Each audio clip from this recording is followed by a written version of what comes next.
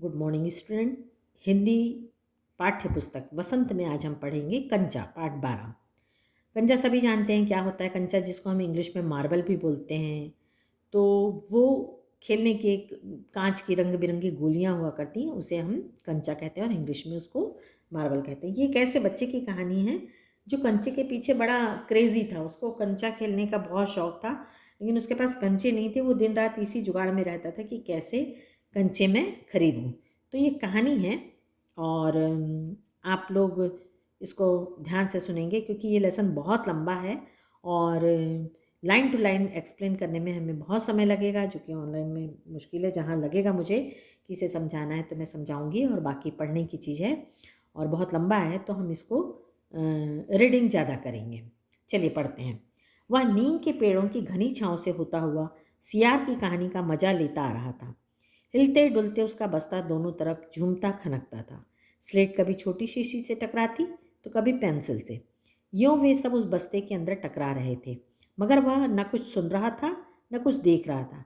उसका पूरा ध्यान कहानी पर केंद्रित था। कैसी मज़ेदार कहानी, कौवे और सियार की। तो लड़का था, जब अपना रास्ते में जा रहा था और वो अपनी कहानी जो सुना हुआ था सियार और कौवे की, उसके बारे में सोच सोच कर बड़ा खुश हो रहा था।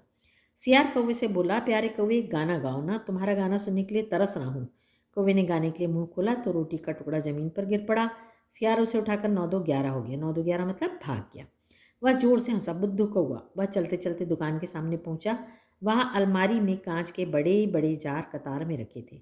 उनमें चॉकलेट, पेपरमेंट और बिस्किट थे। उसकी नज़र उनमें से किसी पर नहीं पड़ी। क्यों, देखिए उसके पिताजी उसे ये चीज़ें बराबर ला देते हैं। तो जो चीज़ें उसको घर में मिल जाती थी उस पर उसका ध्यान नहीं गया। उसका ध्यान कहाँ गया? फिर भी एक नए चार ने उसका ध्यान आकृष्ट किया। आकृष्ट मतलब आकर्षित किया। वह कंधे से लटकते बस्ते का फीता एक तरफ हटाकर उस जार के सामने खड़ा टुकुर टुकुर ताकता रहा। टुकुर टुकुर मतलब एक टक देखता रहा। नया नया लाकर रखा गया है, उससे पहले वह चीज़ यहाँ नहीं दिखी है। पूरे जार में कंचे हैं, हरी लकीर वाले बढ़िया सफ़ेद गोल कंचे, बड़े आंवले जैसे। कितने खूबसूरत हैं। अब तक ये कहाँ थे? शायद दुकान के अंदर। अब दुकानदार ने दिखाने के लिए बाहर रखा होगा। तो बन्नी रहती है ना, जिसे हम कांच की जो बन्नी होती है उसमें चॉकलेट की सब चीज़ें रखी रहती है, लेकिन उसको वो सब चीज़ें ना देख के उसकी जो नज़र होती है वो काहे में चली जाती है?